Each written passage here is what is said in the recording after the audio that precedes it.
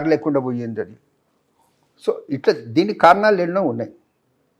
ఆ కారణాల జోలికి మనం పోవటం కాదు.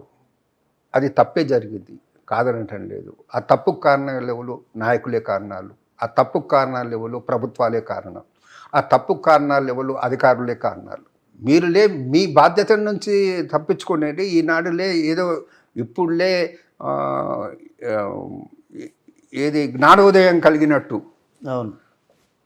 ఇప్పుడే జ్ఞానోదయం కలిగినట్టులే మీరు ఏదో చేయనికపోతే చేయండి, కాదంటలేను.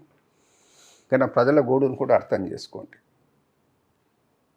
మీరు అర్థం చేసుకోకుండాలే మీరు ఇదే విధంగా పోతలే ఒక రివోల్ట్ అనేది వస్తుంది సమాజంలో. ఆ రివోల్ట్కి అవకాశం కలిగింది. XYZని బ్లేమ్ చేయటం కాదు.